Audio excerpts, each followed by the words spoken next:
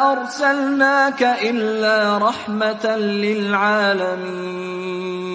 بسم الله الرحمن الرحيم. السلام عليكم ورحمة الله وبركاته.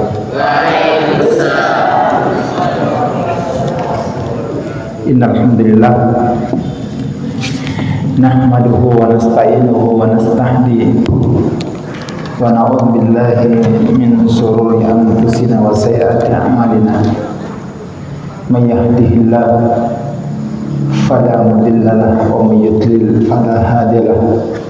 Ya man raditu billahi rabba wa bil islam dinan wa bi Muhammadin nabiyyan wa rasulah. Amma ba'd. Ikhwatul kiram, a'azzakumullah subhanahu wa ta'ala.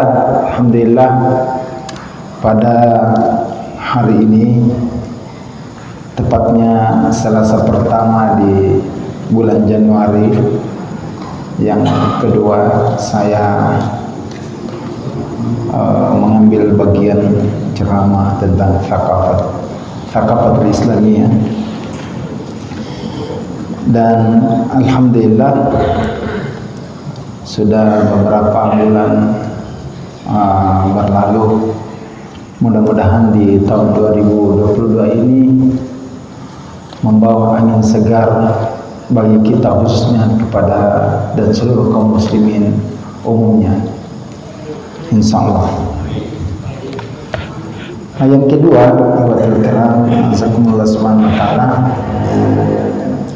setiap kita harus menjadi muslim terbaik, dan kita memiliki kebaikan-kebaikan yang ada pada kita ini untuk kemudian kita kelola seluruh potensi-potensi yang kita miliki, sehingga potensi-potensi yang kita miliki ini bisa kemudian kita kembangkan dan kemudian bisa jadi bermanfaat untuk seluruh umat, bangsa dan negara ini.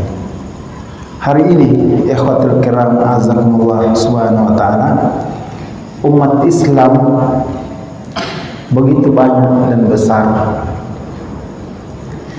Tetapi banyak dan besarnya itu baru kuantitas, belumlah menjadi kualitas. Lihatlah misalnya di negeri-negeri muslim yang hari ini ada yang bergejolak, ada yang masih dalam ketertindasan, ada juga yang sementara membangun ya bangsa dan negaranya. 2/3 dunia ketika kehilafan Islam yang pernah dipraktekkan oleh Rasulullah SAW, demikian juga sahabat. Hari ini sejengkal demi sejengkal, sehasta demi sehasta, semeter demi semeter, bahkan satu pulau, mereka orang-orang di luar Islam ingin merebutnya, mengambilnya, ya, dan umat Islam belumlah kemudian sadar. Sehingga Rasulullah SAW ketika ditanya oleh sahabat, wa min qillatin nahnu yawma idin ya Rasulullah, apakah pada waktu itu jumlah kami dari kaum muslimin ini sedikit sehingga kami bagikan hidangan makanan yang ada di atas meja makan, dari semua sisi ingin menyantapnya dan mengambilnya dan merebutnya, sehingga Rasul mengatakan, la bal antum kathir, tidak sama sekali, kamu tidak dalam keadaan kecil atau sedikit. Bal antum kathir, bahkan pada waktu itu jumlahmu sangat banyak dan besar. Innakum ghathaqul sayy, tetapi jumlah yang banyak dan besar itu seperti buih yang ada di atas lautan. Dan kemudian Rasulullah mengatakan akan dilanda penyakit itu, ya, maka Rasulullah pun mengatakan kamu pada waktu itu dilanda penyakit yang namanya al-wahan. Lalu kemudian sahabat mengatakan, waman wahan ya Rasulullah, apakah yang dimaksud dengan penyakit wahan itu? Lalu Rasulullah mengatakan, hubbud dunya wa karahiyatul maut. Pada waktu itu kamu dalam posisi terlalu mencintai dunia yang sementara itu tidak kekal, dan kamu takut berkorban, kamu takut mati, kamu takut berjuang, kamu takut kehilangan daripada kebahagiaan dunia itu. Maka kalau kita sambungkan dengan ayat yang lain, wa batagi bima ataka darul akhirah wa la tansa nasibaka minad dunya wa ahsinu kama ahsanallahu ilaik. Kata Allah Subhanahu wa taala, dan carilah kebahagiaan sebanyak-banyaknya, sebesar-besarnya yang ada di atas dunia ini untuk kepentingan akhiratmu. Wala tansa nasibaka minad dunya, tetapi janganlah kamu melupakan kebahagiaan dunia.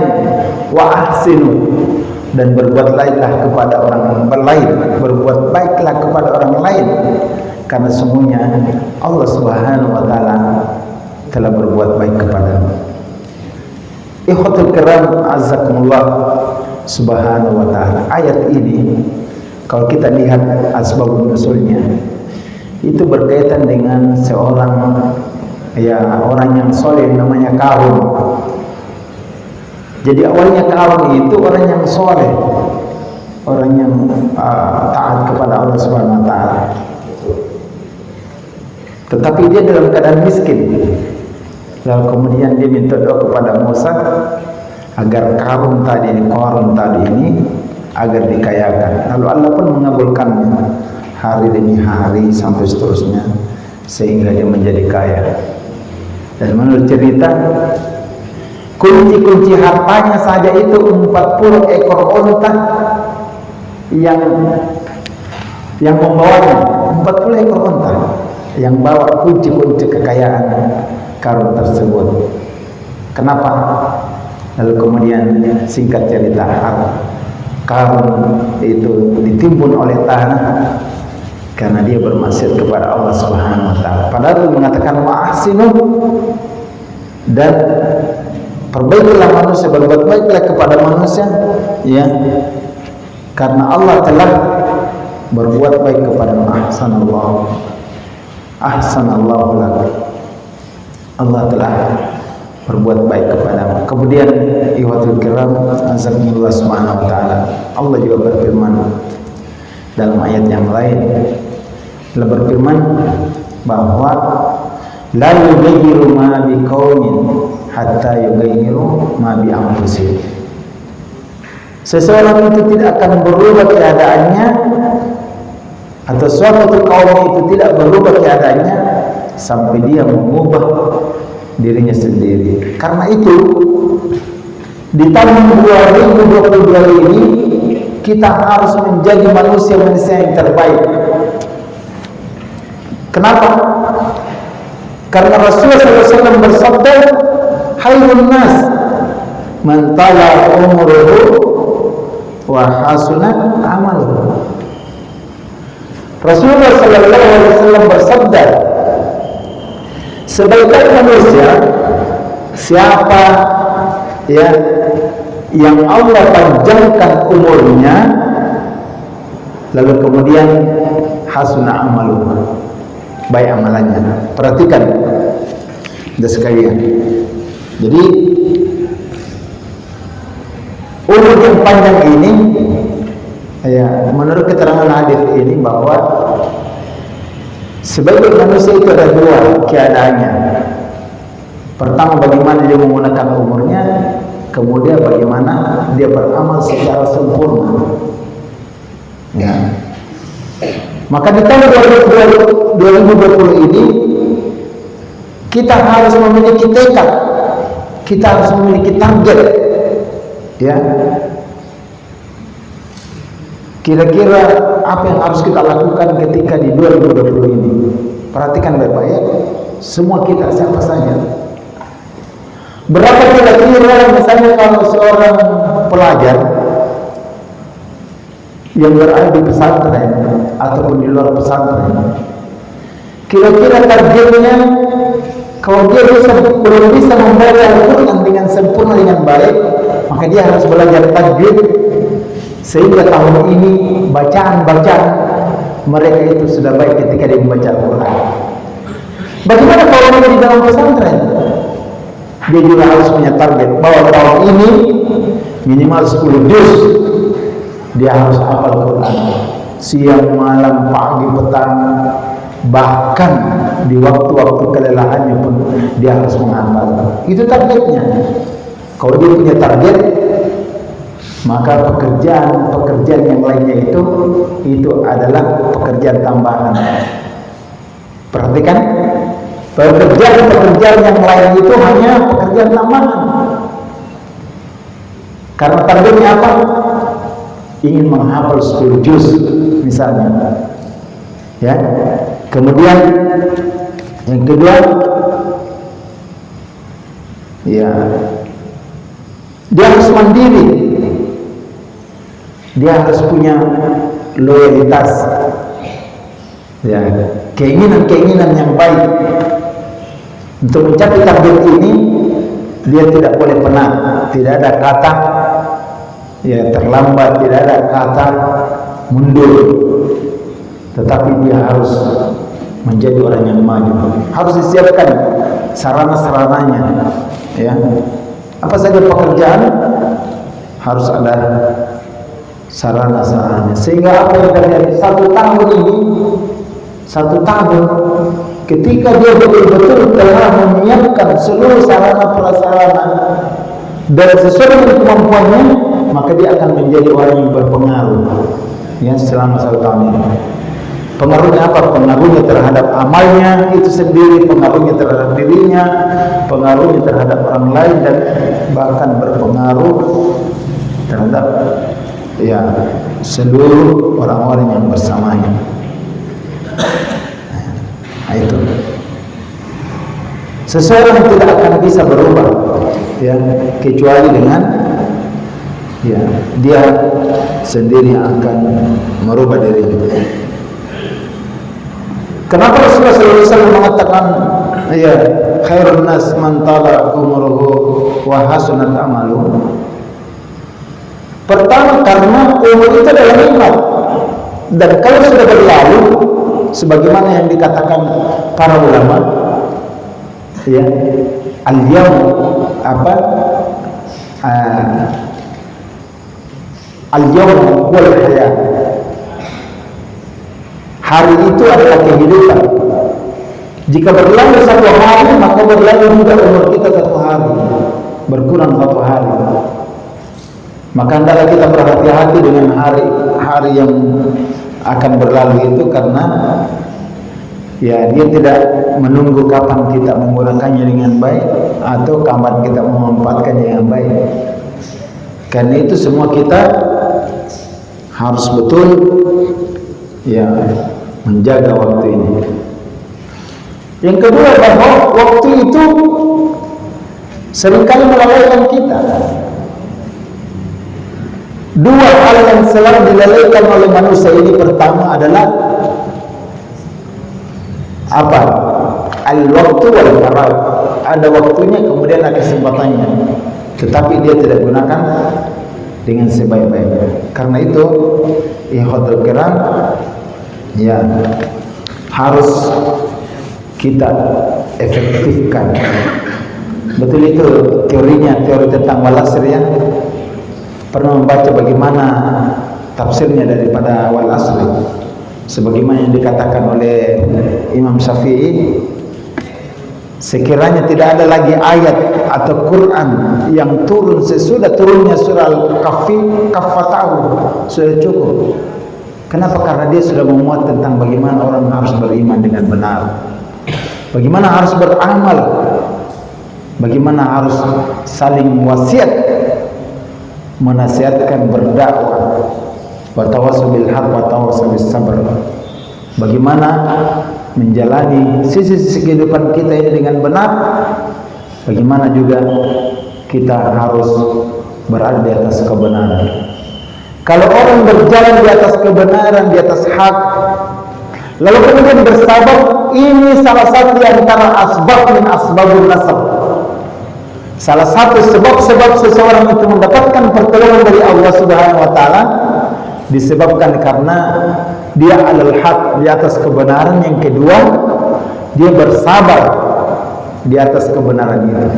Jadi Anda sekalian, khususnya bagi orang-orang yang belajar pada pesantren-pesantren ataupun di luar pesantren, kalau dia ingin mendapatkan kebaikan dari Allah Subhanahu wa taala, dia harus berada di atas jalan yang benar, hidup dengan kebenaran, berjalan di atas kebenaran, dan harus mati di atas kebenaran. Ya, itu semua bisa dilakukan ketika kita efektifkan waktu. Dan kata Profesor Dr. Anwar Arifin, yang dimaksud wal asri itu auto transformasi. Bagaimana menggunakan waktu-waktu yang sedikit itu dengan ikhwan, dengan sempurna. Perhatikan baik-baik. Wal asr, demi efisiensi waktu, demi waktu yang sedikit di waktu asar. Innal insana lafi khusr. Semua manusia berada di atas kerugiannya, rugi semua. Bapak kita, nenek kita yang telah berusia, saudara kita, adik kita, kita sendiri akan merugi. Kecuali siapa mereka? Mereka adalah orang yang beriman kepada Allah Subhanahu wa taala. Yang kedua siapa? Mereka adalah orang yang beramal soleh. Dan yang ketiga adalah mereka senantiasa bertausiah, ya, senantiasa ada mengingatkan antara satu dengan yang lain. Ya, paling kecil ya, kelompok kecil misalnya kalau kita di pesantren, bagaimana teman sekamar kita, sejawat kita, ya, dan harus memilih teman yang terbaik karena Rasulullah memesankan begitu, ya. Apa yang dikatakan oleh Rasulullah? Al-mar'u ala dini khalilihi falyansur man yuhallilu. Al-mar'u, seseorang itu, ya, tergantung siapa teman akrabnya, siapa teman dekatnya. Kalau teman akrabnya selalu membaca Al-Quran, selalu membaca buku, selalu berzikir, selalu bangun di tengah malam, qiyamul lail, selalu membantu orang lain, ya, maka tak lama temannya itu sama yang dia lakukan. Tapi kalau temannya tukang gosip, temannya tukang bicara sembarang, terus sampai seterusnya, maka tak lama juga dia akan menjadi orang tukang gosip. Tahu, perhatikan. Kalau teman kita selalu suaranya tinggi, betul tidak ini? Pasti teman Anda juga akan menjadi besar suaranya. Semua terikan-terikannya seperti dia. Karena itu di tahun 2022 ini betul-betul kita harus punya target. Tulis visi dan misi kita. Kalau kita menjadi santri, misalnya santri Hidayatullah, santri Al-Bayan, apa visinya? Bagaimana misi kita yang ke depannya sampai seterusnya? Ya, visi kita ke depan dan misi kita sekarang ini. Kalau kita sudah menetapkan target, sasaran sampai seterusnya, dan Allah belum menghendaki, maka kita telah berada di atas cita-cita besar tersebut. Lalu kemudian kalau tidak tercapai, maka mudah-mudahan Allah Subhanahu wa taala yang akan memberikan yang terbaik. Kemudian yang kedua, wa amil shalihat. Apakah yang dimaksud dengan amal soleh, amal kebaikan ini?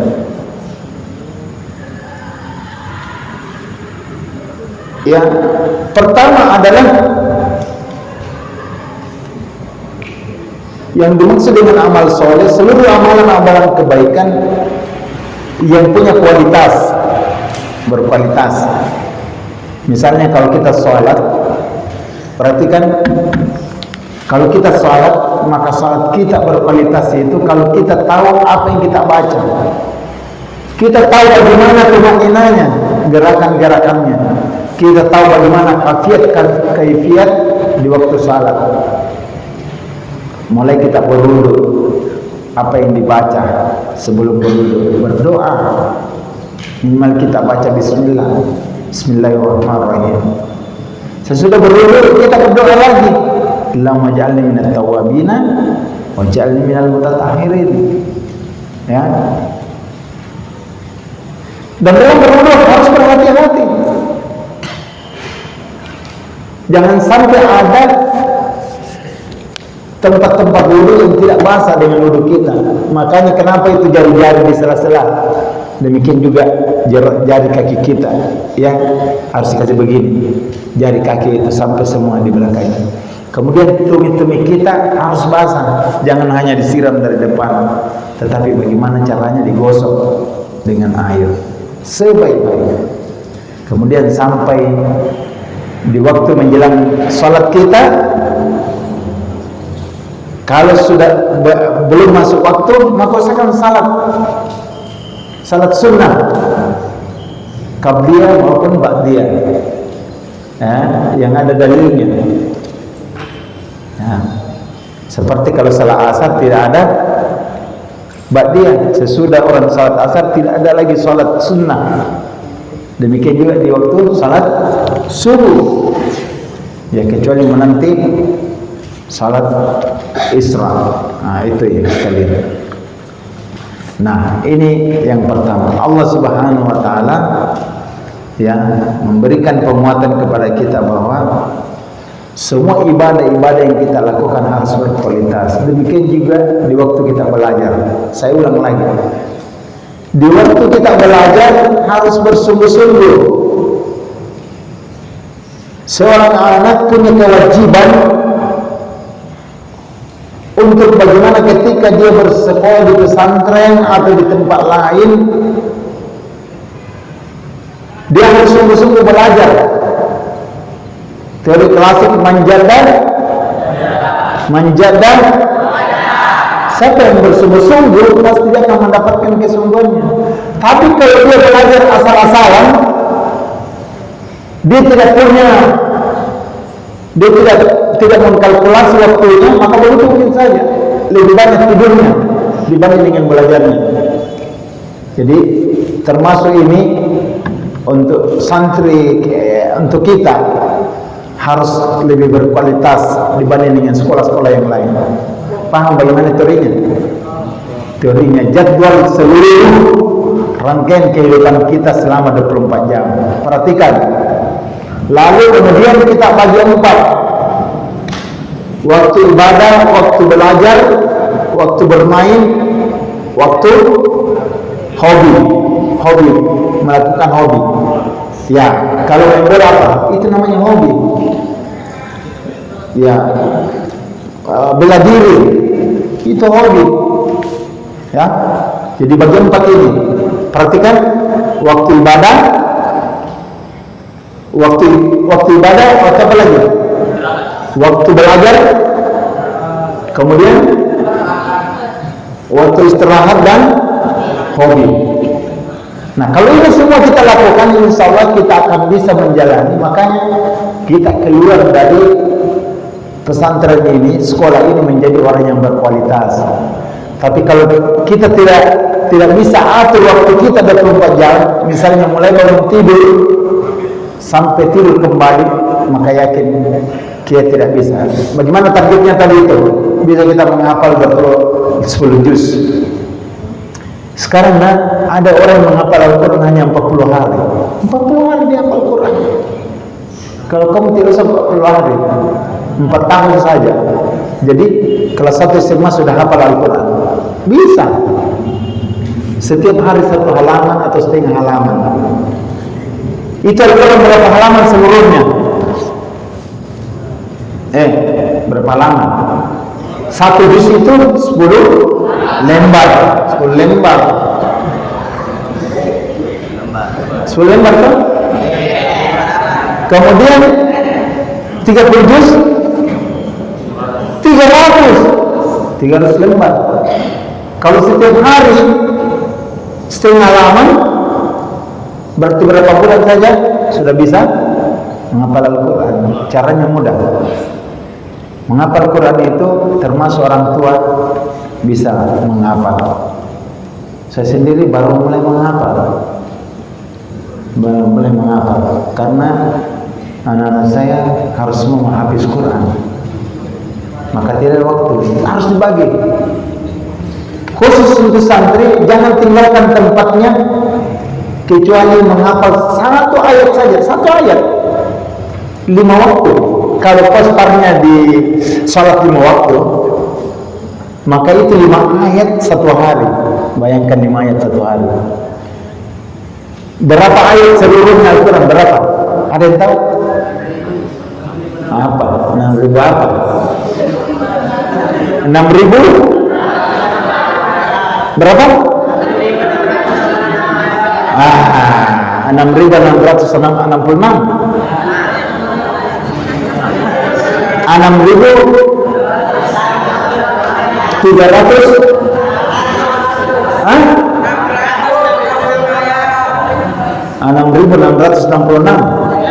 Coba kembali lagi periksa. Jumlah ayat itu 6.236 ayat. Coba lihat. Selain membaca basmalah, selain bismillahnya, kan kalau bismillah berarti berapa semua? 113. Sudah keluarnya 113 tetap. Nah, bayangkan. Ada lagi bismillah, tulisan bismillah, bismillah majriha wal mursaha. Itu di surah Ar-Ra'd. Ya kan? Nah, kalau yang sungguh-sungguh mengapa? Bayangkan kalau satu hari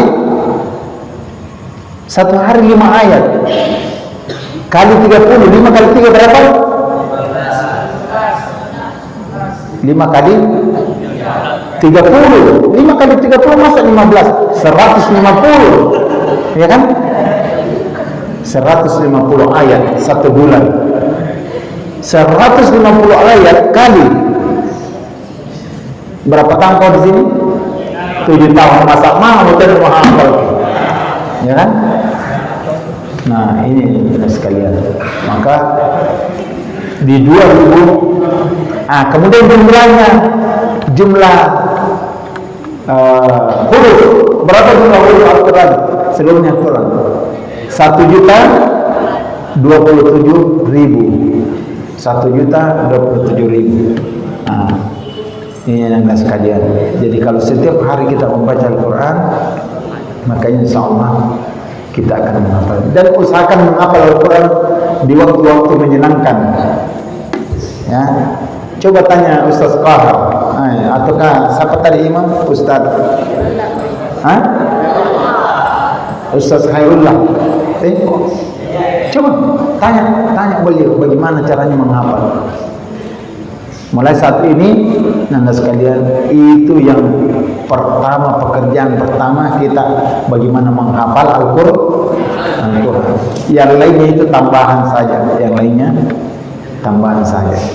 Dan kalau orang menghafal Al-Quran pasti selesai seluruh ilmu-ilmu yang lain, pasti ikut. Dua saja yang kamu harus. Pertama, perbaiki bahasa Indonesia dan bahasa Arab. Perbaiki.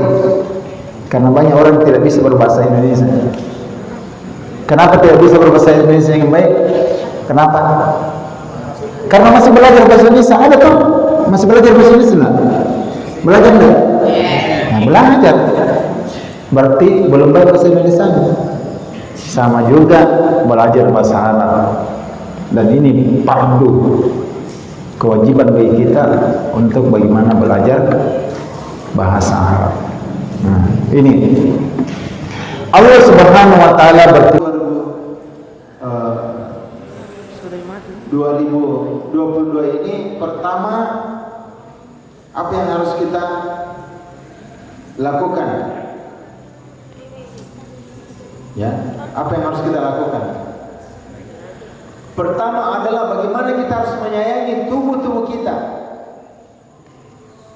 Karena kita disuruh khairun nas man tala umuruhu wa hasunat amalu. Yang kedua, khairun nas anfa'u linnas. Sebaik-baik manusia itu bermanfaat terhadap manusia yang lainnya. Karena itu semua kita harus menyayangi tubuh-tubuh kita. Rasulullah SAW bersabda bahwa al-mu'minu qawiyyu ahabbu ila Allah minal mu'min dhaif. Ya. Seorang mukmin yang kuat, baik fisiknya, ilmunya, ataupun kehidupannya, iktisadianya, ekonominya, itu Allah lebih mencintai, menyukai daripada orang muslim yang lemah. Lemah fisiknya, sakit-sakitan, ya, apalagi, ya, lemah ibadahnya, lemah ekonominya, terjadi kemiskinan sampai seterusnya. Maka Allah mengutamakan orang yang kuat tersebut. Allah mencintainya dibanding dengan orang yang lemah. Bagaimana caranya kita menjaga tubuh kita agar sehat? Pertama, ya sering berpuasa. Sumu tasuhu, berpuasa kamu agar kamu sehat. Yang kedua, harus berolahraga. Setiap hari digerakkan persendian kita yang 360 kita. Coba lihat persendian kita ini. Mulai dari jemari kita ini sudah 3, masuk lagi 4, masuk lagi. Itu jumlahnya 360. Ya. Maka orang yang selalu diam saja tanpa menggerakkan berarti itu mudah penyakitan. Ya, apalagi banyak tidurnya. Maka mulai kita berprogram, harus punya target. Jangan salah-salah. Di tahun ini ya, kita harus menjadi manusia yang rata-rata. Sudah kuat ilmunya, sudah bisa berbahasa Arab tahun ini. Target. Kalau kita mau berbahasa Arab, hafal juga 5 kata dalam sehari. Perhatikan, tadi saya suruh menghafal Al-Quran 5 ayat saja satu hari. Kemudian yang kedua, targetnya adalah menghafal kosakata 5 kata. Ya. Sehingga 1 bulan 150 kata. 12 bulan berapa 12 bulan? 108.000 kata. Bayangkan 108.000 kata sudah menguasai bahasa Arab. Kalau ini berjalan terus menerus, insya Allah kita menjadi ya manusia terbaik di tahun ya 2022 insya Allah.